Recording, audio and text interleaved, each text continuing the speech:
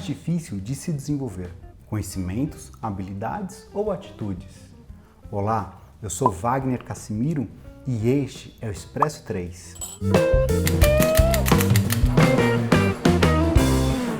Competência não é estoque, é a mobilização de conhecimentos, habilidades e atitudes de uma pessoa para a realização de uma entrega. Quando este assunto é trabalhado do ponto de vista da aprendizagem, é natural desagregarmos uma competência em componentes menores para compreender melhor como conteúdos e atividades farão parte das experiências de aprendizagem. Será que algum deles é mais difícil de se desenvolver? Será que podemos trabalhar estes elementos em separado? Vamos ver essas respostas a seguir. Essencialmente, as pessoas expandem seus conhecimentos quando atribuem sentido e significado para novas informações. Assim, aprendemos quando somos capazes de compreender um determinado assunto e tomar melhores escolhas. Neste campo, alguns desafios agravam a obtenção de conhecimentos. O primeiro deles é em como lidar com a abundância de informações e acompanhar a velocidade de geração delas, pois está cada vez mais difícil encontrar tempo para consumir a coisa certa, na fonte certa e na medida certa. O segundo deles é em como lidar com a complexidade. No geral, a tecnologia tem capturado as atividades repetitivas e de pouco valor agregado, restando ao homem atividades mais nobres que requerem muito domínio. Logo, precisamos atuar em níveis mais elevados de entrega em que o conhecimento necessário é bastante denso e complicado. O terceiro é lidar com a inconstância. O que funcionava há pouco tempo não é mais a melhor solução. Uma nova descoberta invalida certos conhecimentos. Enfim, a todo instante descobrimos formas mais eficientes e eficazes de realizar as coisas. Apesar destes três desafios que não são pequenos, o conhecimento não é o elemento mais difícil de se desenvolver. Requer um certo esforço, mas de certa forma é transponível. A habilidade é o conhecimento em ação. Mais do que compreender e decidir, precisamos executar atividades tanto cognitivas quanto manuais. A destreza ou perícia é o reconhecimento desta capacidade aplicada. Sua obtenção começa com uma orientação guiada, mas se consolida por meio do exercício, da repetição prática e do aprimoramento contínuo a partir de experiências e desafios do cotidiano. A automatização da execução ocorre quando somos capazes de realizar a atividade sem necessariamente nos concentrarmos nela, como, por exemplo, dirigir um automóvel.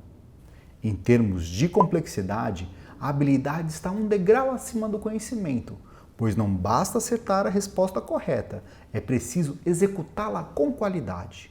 Mesmo assim, o abismo entre o saber e o saber fazer é transponível com esforço e feedback. Então, já deu para perceber que a atitude é o elemento mais difícil de se desenvolver, não é? Vamos entender o porquê? O desafio está no campo da mudança comportamental, pois além do aprender, temos que enfrentar as resistências do desaprender.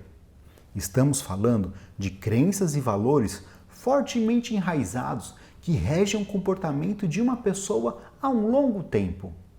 O desconforto da pessoa durante o processo de mudança é enorme e muitas vezes, por mais que consigamos convencê-la pela razão, a força do hábito está sempre presente para regredir o comportamento ao estágio inicial de forma imperceptível.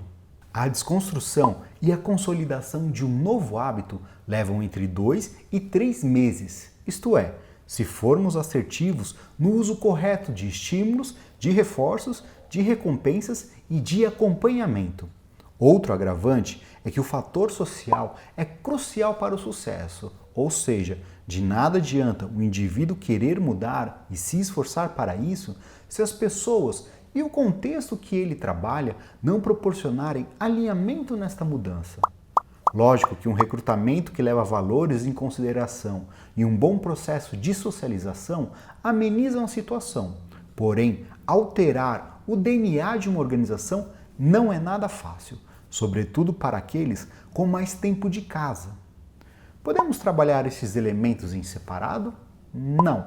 Apesar de conhecimentos, habilidades e atitudes serem comumente demonstrados de forma desagregada, no final do dia é imprescindível tratá-los como um conjunto único e indissociável. Ao fragmentarmos estes elementos em processos de aprendizagem distintos, dificilmente as pessoas conseguirão reconectar o todo e produzir o desempenho esperado. Imaginem a dança social como um exemplo didático.